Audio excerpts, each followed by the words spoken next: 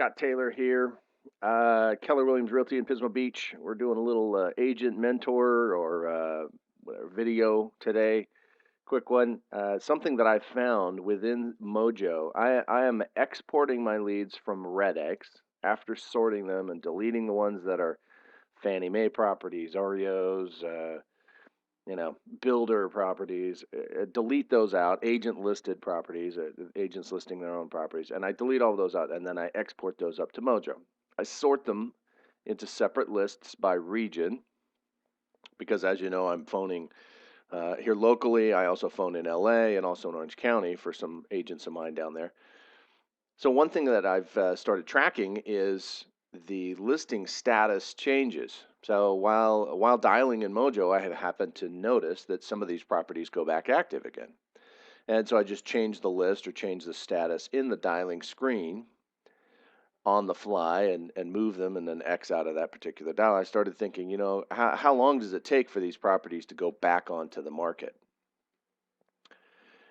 And realized that there's a way to determine that within the Mojo system. So if we look my daily export, so you see some of these have expired, and here's one that's pending. So you can tell that probably expired pending.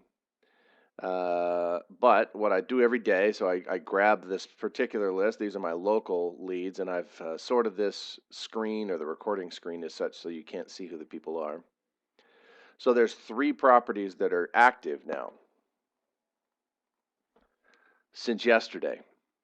And the nice thing about this is it shows when the status date change was. So here you can see this one was 3/31/15, and today is April 4th. So that was 3 days ago. So I can track and say, okay, this property went back on the market in 3 days.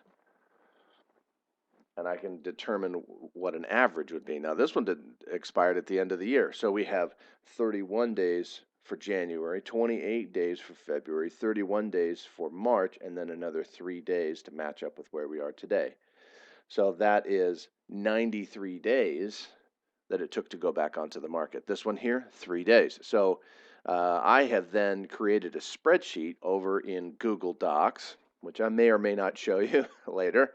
But this has given me an idea that these properties tend to go back on the market within 2 or 3 days. So call them the day that they expire and continue to call them at least for that first week, but then also keep an eye on the properties or keep calling those that go back further in time. Obviously, this one expired 90 days, 93 days ago. And now they've decided to put it back on the market.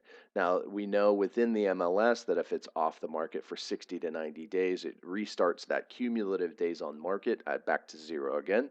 So it shows to the public that it's been on the market a short period of time. Maybe that was strategic for them. Maybe they wanted it off the market for a while, and now it's springtime. It's the selling season, the buying season. They want to be back on the market. I don't know. I don't care. But it is keeping me in the game longer. It's keeping me from giving up. So keep dialing these folks, right? Use this system. So when you export your leads, before you start dialing, hit listing status here and then sort them and keep an eye on the properties that go back active again. And I would say keep track of how long it took them to go back onto the market, because I think that you can extrapolate out to your market as a whole, and then it'll also help you keep track of how many properties expire in a particular day or month, right? And then how many go back onto the market. That'll keep you in the game as well. Keep track of your numbers, everybody. All right. You know how to get a hold of me if you need me. This is Scott Taylor signing out.